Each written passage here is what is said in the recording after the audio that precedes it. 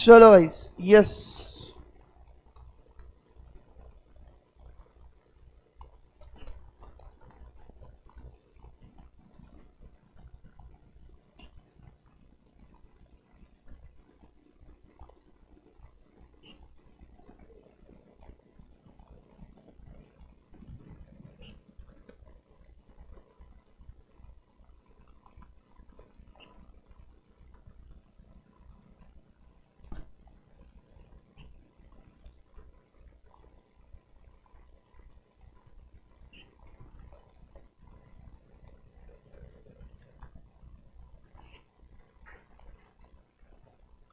Yes प्रिया, good evening.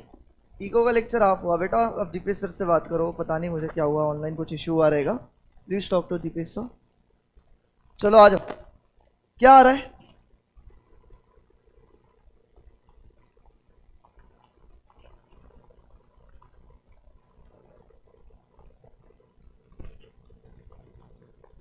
Screen कहाँ आ रही है भाई? क्यों नहीं आ रही है भाई? हो गया तेरा कच्ची कली? यस। चलो, आज ये चैप्टर हो जाएगा तुम्हारा खत्म। ठीक है, जो बेसिक टर्मिनोलॉजी सारी की सारी हो जाएगी अपनी खत्म। तो बेटा आज लास्ट लेक्चर है पहले चैप्टर का, ठीक है, ऑब्वियसली। तो हम फिर अब इसके आगे बढ़ेंगे, थोड़ी सम सॉल्विंग वगैरह होगी, ग्रेजुअली अकाउंट्स में आएंगे अपन। पर एक बार टर्मिनोलॉजी समझना बहुत ज़्यादा जरूरी थी। तो आज एक बार कल का रिवाइज कराओ। कल क्या पढ़ा था सबसे पहले अपन ने? गुडविल। क्या था गुडविल का मतलब? जो भी रेपुटेशन है, but Inn express in terms of money. Reputation express in terms of money को बोलते हैं अपन गुडविल। फिर आती है अकाउंटिंग ईयर। क्या है अकाउंटिंग ईयर? 1 अप्रैल से लेके 31 मार्च। ठीक है, फिर कॉन्टिजेंट लायबिलिटी क्या होती है? अच्छा, what do you mean bye liability? Anything which is payable is liability. तो सर कॉन्टिजेंट लायबिलिटी मतलब क्या? पेएबल ही रहेगा, राइट? पर वो पेएबल फिक्स पेएबल रहेगा क्या? नहीं, कॉन्टिजेंट पेएबल रहेगा। कॉन्टिजेंट पेएबल मतलब क्या? हो भी सकता है, नहीं भी हो सकता है। वो किस पे डिपेंड करता है? इवेंट पे डिपेंड करता है, राइट? जैसे केस, अगर केस में हार गया, केस एक इवेंट है ना, राइट? केस में हार गया तो पैसा देना पड़ सकता है। तो अभी से ही मैं पैसा साइड में रख रहा हूँ, राइट? तो वो लायबिलिटी आ भी सकती है, नहीं भी आ सकती है। वो डिपेंड करती है इवेंट पे। समझ में आया? क्लियर है? फिर अपन ने देखा दो प्रकार के बिजनेस। कौन से दो प्रकार होते हैं? बोलो बोलो जल्दी से। एक है ट्रेडिंग ऑर्गेनाइजेशन और दूसरा है not for profit organisation. What do you mean by trading organisation? एक ऐसी ऑर्गेनाइजेशन जो काम किसके लिए करती है? प्रॉफिट मेकिंग के लिए, प्रॉफिट मोटिव से। पर जबकि नॉट फॉर प्रॉफिट ऑर्गेनाइजेशन किस मोटिव से काम करती है? सोशल सर्विस के मोटिव से। क्या मैंने एग्जांपल्स दिए थे क्या तुम्हें? Yes, okay okay okay, great. एक मिनट देना मुझे। कहने हूँ, चलो आ जाओ जी। बस और बस दो टर्म ही बचते हैं अपने, मात्र दो टर्मिनोलॉजी बचते हैं। फिर उसके बाद चैप्टर हो जाएगा। कहने हूँ, आ जाओ।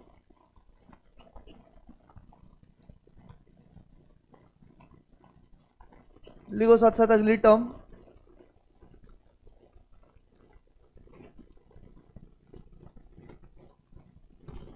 सॉल्वेंट। अगला टर्म लिखो। क्या लिखोगे? सॉल्वेंट। नहीं, सॉल्वेंट मत लिखो, कोई बात नहीं बेटे। इनसॉल्वेंट लिखो। क्या लिखोगे बोलो बेटा? इनसॉल्वेंट।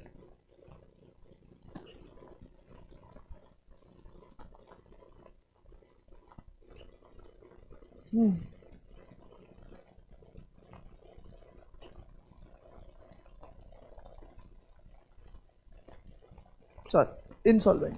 तुम्हें पता है इंसॉल्वेंट कौन होता है? किसे बोलोगे तुम इंसॉल्वेंट? पता है?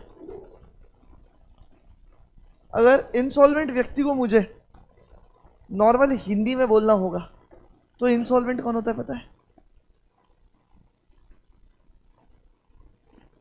गरीब इंसान। इंसॉल्वेंट कौन होता है बोलो? गरीब इंसान। सर गरीब मतलब इंसॉल्वेंट समझा नहीं। मुझे बताओ, तुम गरीब किसे बोलते हो? जिसके पास पैसा नहीं होता उसको गरीब बोलते हो? उसको गरीब बोलते हो सही में? जिसके पास पैसा नहीं है वो इंसान गरीब नहीं बेटे, वो गरीब नहीं होता है। गरीब वो होता है कि जिसकी ज़रूरतें ज़्यादा है, जिसकी ज़रूरतें ज़्यादा है और पैसा कम है, वो इंसान गरीब है। अगर तेरी कोई ज़रूरतें ही नहीं है तो तुझे पैसे की ज़रूरत है क्या वैसे? नहीं, तो तू गरीब हो ही नहीं सकता। मेरा कहने का ये मतलब है सिंपली कि गरीब, इंसॉल्वेंट, अकाउंट्स में गरीब किसे बोला जाता है? चलो तुम्हें ना 3 ऑप्शन देता हूं, तुम जवाब दो, देखते हैं। सर इंसॉल्वेंट मतलब गरीब, गरीब मतलब वो व्यक्ति जिसके एसेट एंड लायबिलिटी इक्वल है। अब तुम समझते हो एसेट लायबिलिटी का मतलब? हाँ है ना? मान लो मेरी 10 करोड़ की एसेट है और मेरी 10 करोड़ की लायबिलिटी भी है, मतलब मुझे लोगों को कितना पैसा देने का है? 10। कैसे भाई? लायबिलिटी 10 करोड़ तो मुझे लोगों को कितना पैसा देने का है? 10 करोड़ देने का है। और मेरे पास एसेट्स कितनी है मेरी? वो भी 10 करोड़, दोनों कैसे मेरी इक्वल है। ऑप्शन बी, मेरी एसेट्स ज्यादा है और लायबिलिटी कम है। और ऑप्शन सी, मेरे एसेट्स कम है, लायबिलिटी ज्यादा है। बताओ तुम इंसॉल्वेंट मतलब गरीब किस इंसान को बोलोगे अकाउंट्स में? A B C D, A B C, किसको? सी पक्का? ए को नहीं बोलोगे? ए वाले व्यक्ति को गरीब नहीं बोलोगे? अच्छा सर इतना तो क्लियर है, बी वाला तो गरीब हो ही नहीं सकता। जिसके पास एसेट ज्यादा और लायबिलिटी कम, तो क्या वो इंसान इंसॉल्वेंट मतलब गरीब के कैटेगरी में आएगा क्या? तो इसको तो उड़ा ही दो सर, ये आ ही नहीं सकता। हमारे देश, हमारे इंसॉल्वेंट के देश में ये आ ही नहीं सकता। बचा ए और सी। बताओ अभी क्या जवाब देना चाहोगे तुम? या चलो एक और ऑप्शन देता हूं मैं तुम्हें, ए बी सी। सी ऑप्शन भी दे दिया, बोथ, दोनों को इंसॉल्वेंट बोलूंगा मैं। अब तुम्हारा आंसर क्या होगा बताओ? बी? सी नहीं हो रहा है किसी का जवाब? तुम मुझे बताओ पहले वाले इंसान को तुम इंसॉल्वेंट क्यों नहीं बोल रहे? कि गरीब है क्या रे वो? सर गरीब कैसे हुआ? सामने वाले को पैसे देने के लिए क्या उसके जेब में पैसा है? क्या उसके पास एसेट्स है उतने सामने वाले को देने के लिए? है। तो कहां से गरीब हुआ भाई वो इंसान? तो ये भी गरीब नहीं है। तो बस इसकी डेफिनेशन वही निकल के आती है। इंसॉल्वेंट व्यक्ति कौन होता है जी? जिसके एसेट्स कम या ज्यादा? एसेट्स कम है किस, और लायबिलिटीज ज्यादा है, तो वो व्यक्ति कौन हुआ? इंसॉल्वेंट। समझ में आ गया? वही इसके ऑपोजिट में कौन आता है? सॉल्वेंट व्यक्ति। इसके अपोजिट में कौन आता है बोलो जल्दी से? सॉल्वेंट व्यक्ति। तो मुझे एक बात बताओ, कौन हुआ सॉल्वेंट? जिसके एसेट्स ज्यादा एंड लायबिलिटी कम। और एक और केस बनता है सॉल्वेंसी का,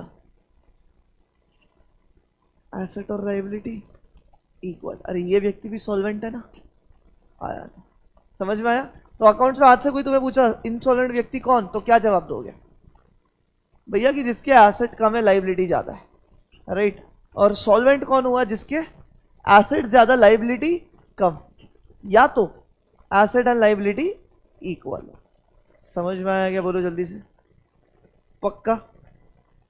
चलो राइट दिस, जल्दी जल्दी लिखो, ये जल्दी जल्दी लिखो।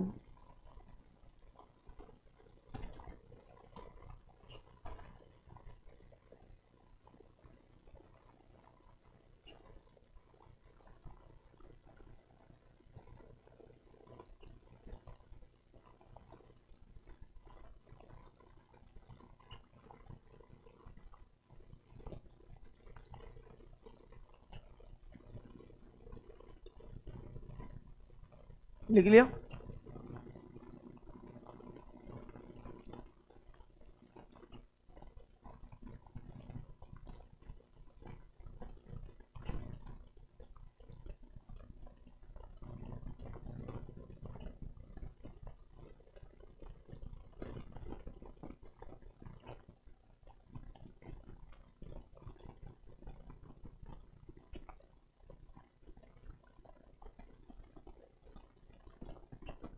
हो गया? समझ में आया? तो अब तुम लोग है ना, मेरे को एक लिस्ट बनवानी है अभी तुम लोगों से कि कौन सी चीजें अभी अपन ने पढ़ी। ठीक है, आओ डे 1 पे आओ, किताब के एकदम डे 1 पे आओ, एकदम डे 1 पे आओ किताब के, ठीक है।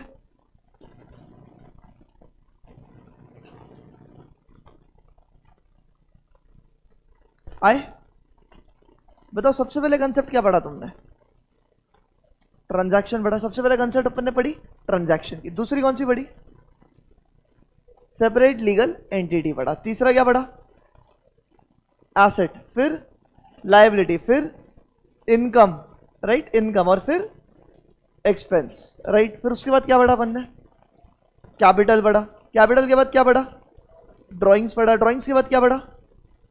गुड्स पढ़े। गुड्स के बाद क्या पढ़े? डेटर्स, फिर क्रेडिटर्स, फिर बैड डेट्स। ये हो गए, एक साथ पढ़े जाते। फिर डिस्काउंट का कंसेप्ट पढ़ा। आफ्टर दैट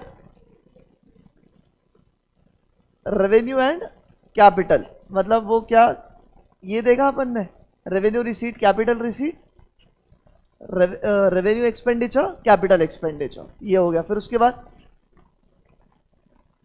हो गया ना, वो एक ही बात हो गई ना, राइट। फिर उसके बाद अपन ने पढ़ा गुडविल का कंसेप्ट, फिर अकाउंटिंग, ईयर का कंसेप्ट, फिर कौन सी कॉन्टिंजेंट लाइबिलिटी, फिर दो टाइप्स ऑफ बिजनेस, फिर उसके बाद आज इनसॉल्वेंट, और फिर पढ़ा सॉल्वेंट। मैं ये सब नोट कर रहा था कितने टर्म्स पढ़े टोटल में अपन ने। 1 2 3 4 5 6 7 8 9 10 11 12 13 14 15 16 17 18, टोटल में कितने टर्म्स पढ़े अपन ने? 18 के 18 टर्म पढ़े। चलो सरप्राइज टेस्ट, और ये टेस्ट का रिजल्ट तुम्हारे माँ बाप को भेजूंगा मैं, डरो मत, ये वाला नहीं भेजूंगा मैं ना तुम्हें।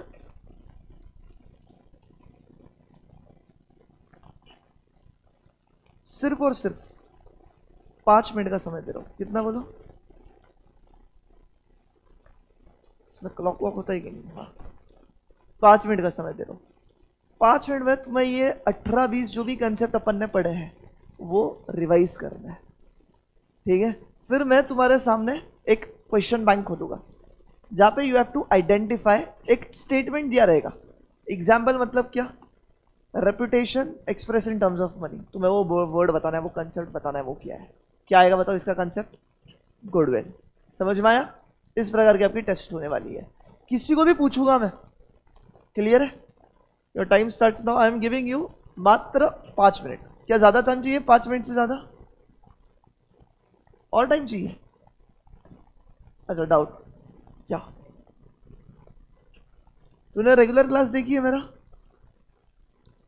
ठीक है, कोई बात नहीं, डेटर्स तेको नहीं पूछूंगा मैं, देखो मैं क्लास के बाद डेटर्स का मतलब बताता हूँ, रुक के, ठीक है। तुम्हें बताओ 5 ही मिनट चाहिए, 5 मिनट से ज्यादा समय चाहिए, 7 मिनट चाहिए, 8 मिनट चाहिए, 9 मिनट चाहिए?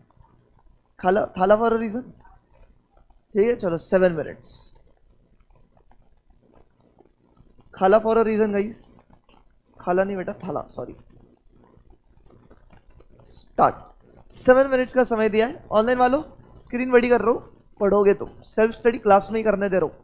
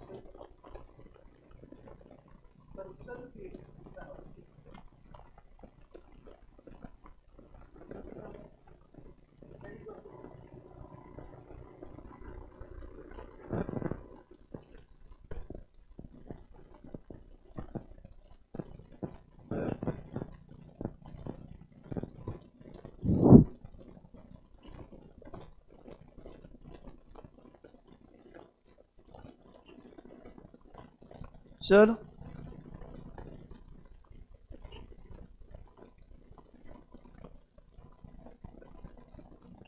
बताओ पहले का जवाब।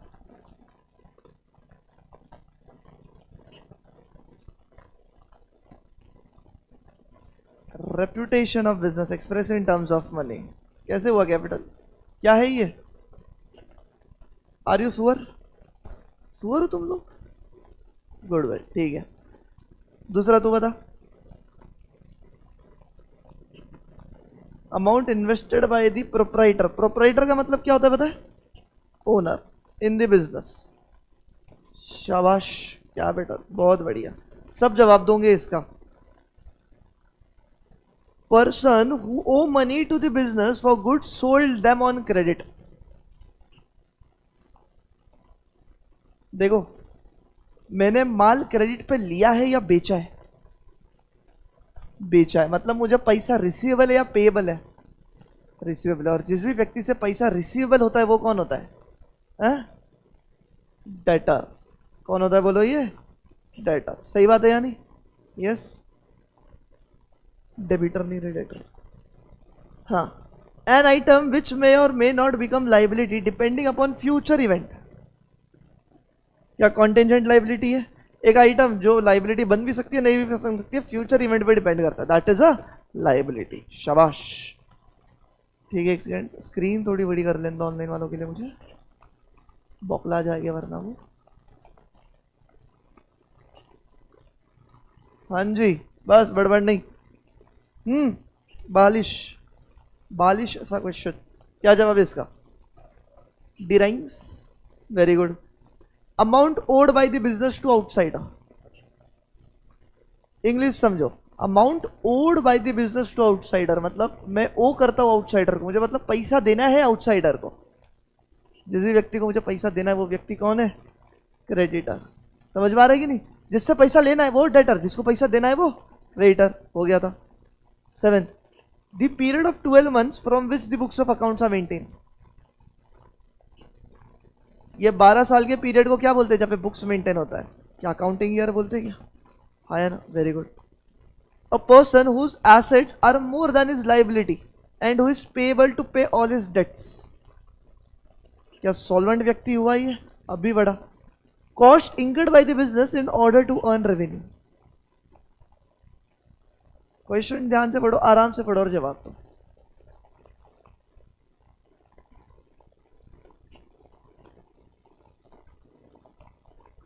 कॉस्ट मतलब क्या? खर्चा। कॉस्ट मतलब क्या बोलो? खर्चा। एक ऐसा खर्चा जो कि किसने इंकर किया है? इंकर करना मतलब खर्चा करना। किसने खर्चा किया है? बिजनेस ने खर्चा किया है। क्यों खर्चा किया है? क्या कमाने के लिए? रेवेन्यू कमाने के लिए। तो उस खर्चे को क्या बोलते हैं अपन? एक्सपेंस बोलते क्या? तुम्हारी किताब में भी वही डेफिनेशन लिखा है, cost incurred by business to earn revenue. मैं बिजनेस में खर्चा क्यों करता हूं? मजा आती है इसलिए क्या? नहीं, क्या फ्यूचर में मेरे को रेवेन्यू हो इसलिए करता हूं ना मैं। तो इस कॉस्ट को क्या बोलते हैं अपन? एक्सपेंस बोलते हैं या नहीं बोलते? ठीक है। अच्छा, the concept that treats business as distinct and separate from its owner. या सेपरेट लीगल एंटिटी की ओनर अलग बिजनेस अलग। Anything owed by the business having monetary value. Owned, owned not owed, sorry. कोई भी चीज जिसपे बिजनेस का हक है और उसकी एक वैल्यू है। हिंदी में बोलने पे समझ आ रही तुमको? अंग्रेजी आती नहीं है क्या? है? ओन्ड का क्या मतलब हुआ? ओन्ड का मतलब हक। और व्हाट द हक? और जिसकी क्या हो? कोई वैल्यू हो। तो बिजनेस की कोई भी चीज जिसमें हक और जिसकी वैल्यू हो वो क्या है? एसेट है। भैया हिंदी में तो नहीं देने जा रहे पेपर में, कंसेप्ट क्लियर है, बट उसको अंग्रेजी में क्या बोलते हैं ये भी तो आना चाहिए। चलो 12th।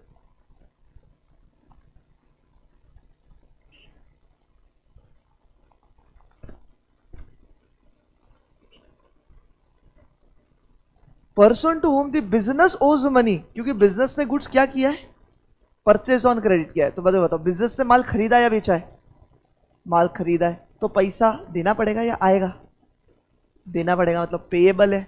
पेएबल बोला तो सामने वाला क्या बन गया, लाइबिलिटी बन गया। पर सामने वाला व्यक्ति को क्या बोलोगे, पर्सन पूछा है, वो पर्सन को ए लाइबिलिटी जा रहा है देख, ऐसे थोड़ी बोलते, क्या जाता है, क्रेडिटर जा रहा है देख, ऐसे बोलोगे ना। और क्रेडिटर एक लाइबिलिटी है, ऐसे बोलोगे ना बेटा, समझ में आ रही है। Reduction allowed in the price of goods और अमाउंट पेएबल, शाबाश, तुरंत हिट होना चाहिए भैया दिमाग में। रिडक्शन हो रहा है कि नहीं प्राइस में। The amount which can not be recovered from debtor, क्या बात है, BD BD bad debts. Articles और commodities in which the business deals और which are bought for resale. Articles और commodities in which business deals, इतना भी होना चाहिए, ये नहीं रहा तो भी तुम्हारा जवाब आना चाहिए। क्या जवाब दोगे,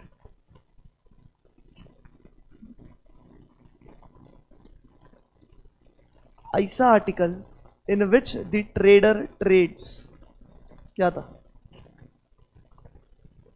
गुड्स था। गुड्स की डेफिनेशन खोलो, क्या लिखा है पढ़ो जरा, खोलो किताब में। आइटम्स या articles in which the trader deals या ट्रेडर ट्रेड्स, यही लिखा है क्या, थोड़ा सा अंग्रेजी ट्विस्ट किया। Articles in which business deals, कौन से आर्टिकल में बिजनेस डील करता है, एसेट्स में डील करता है क्या बिजनेस कभी, नहीं, किस में डील करता है, गुड्स में, समझ आ रही है। Money earned by the business from the sale of goods और सर्विस, इनकम, शाबाश, वेरी गुड। मनी जो तूने कमाया है क्या बेच के, गुड्स या सर्विस बेच के, तो पैसे को क्या बोलता है तो, income. Person whose liability exceed his asset and who is unable to pay his debts, अभी पढ़ा, insolvent, his liability exceeds than assets. अच्छा, इन एक्सचेंज ऑफ गुड्स और services measurable in terms of money,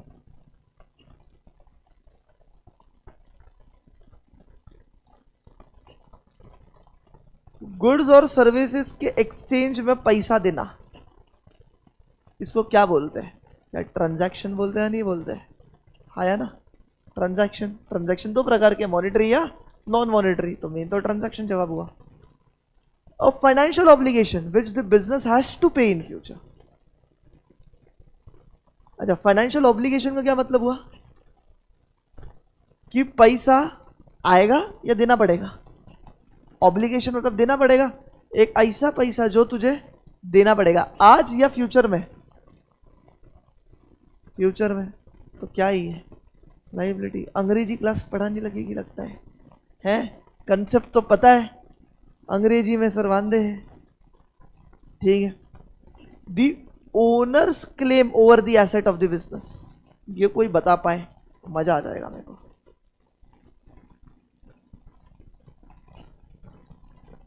ऐसा कौन सा item है, owner का claim over the assets of the business, कैसे जवाब दिया, सही जवाब दिया पर तुमने,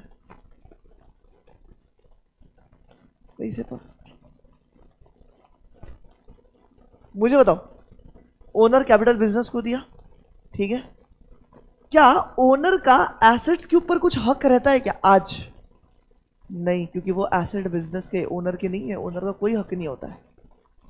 पर सर मान लो ओनर ने 10 करोड़ का कैपिटल दिया, तो क्या 10 करोड़ के एसेट्स के ऊपर ओनर का हक होगा या नहीं होगा, क्योंकि जब बिजनेस बंद होगा, वाइंड अप होगा, तो ओनर क्या वो 10 करोड़ के एसेट बेच के अपना कैपिटल का पैसा घर ले जा सकता है कि नहीं ले जा सकता है, यस।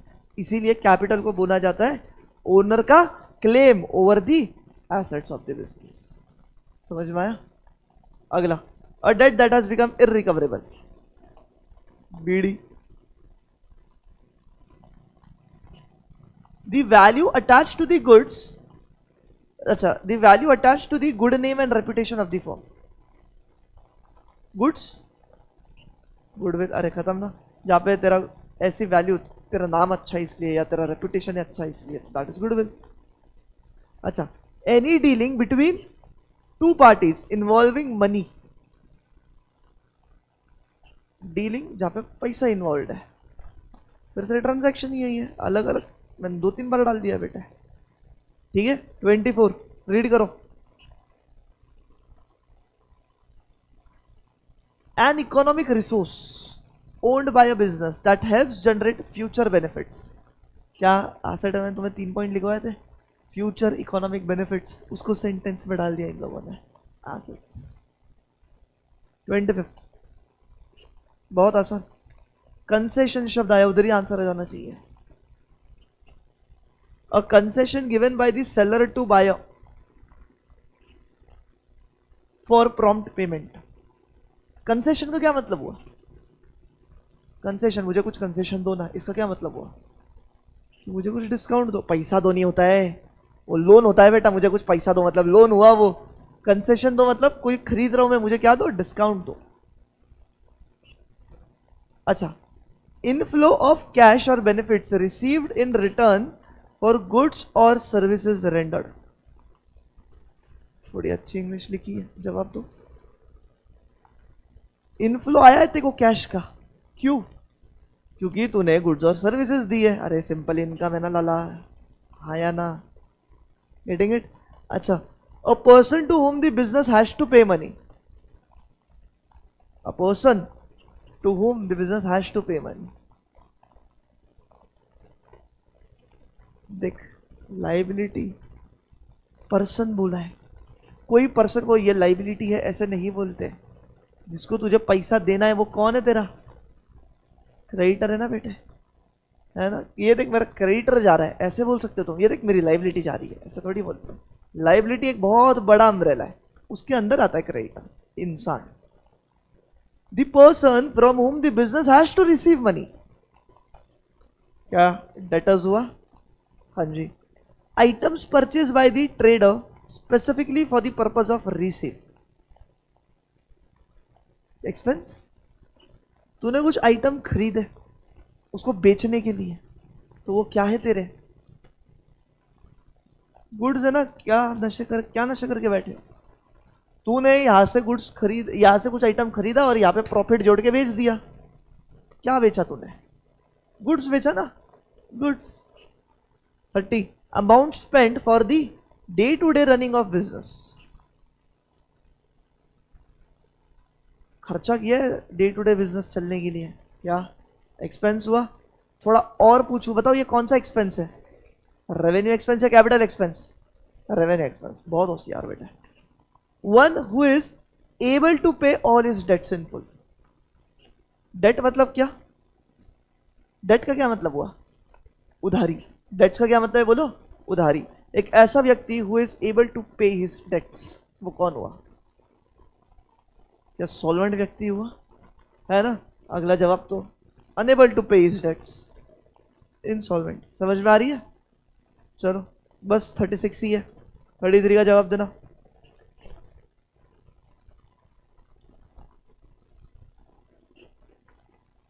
कॉन्टिजेंट लायबिलिटी है फिर से, है ना? एक ऐसा ऑब्लिगेशन जो तेरे पे आ भी सकता है, नहीं भी आ सकता है, इवेंट पे डिपेंड करता है। Contingent liability. 34 easy. Separate legal entity, yes. 35 किसी को कोई पॉइंट नहीं समझे सर ये सेपरेट लीगल एंटिटी कैसे, पूछो मुझे, ठीक है?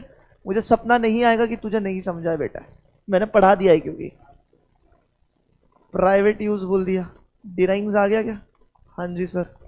अच्छा, the accounting period at the end of which financial accounts are prepared. 31 March, मतलब क्या इसको फिर से अकाउंटिंग ईयर ही बोलूंगा मैं, जो है 31 मार्च की। समझ में आया? ये पीडीएफ चाहिए तुमको? यहाँ पे देखो सारे आंसर्स भी दिए। ये पीडीएफ चाहिए या नहीं चाहिए? ग्रुप में भेज दूं, करोगे फिर से एक बार सॉल्व?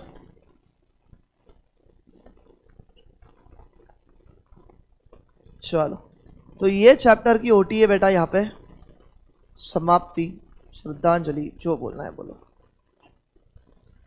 अब कल से ना बहुत अच्छी अच्छी नई चीजें पढ़ेंगे, तो boss make sure that you attend live, make sure की क्लास आओ ही आओ। अगर बीच में से कुछ मिस हो जाता है बेटा वाट लग जाएगी, सही में बता रहा हूँ, ठीक है? छुट्टी नहीं, अकाउंट्स करना ही करना चाहिए। क्या बोल रही? मतलब 5 से 7 ही रखना है? क्यों यार?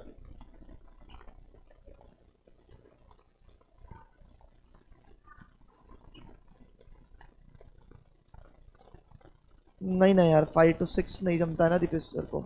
मतलब दीपेश सर को 6 to 7 नहीं जमता।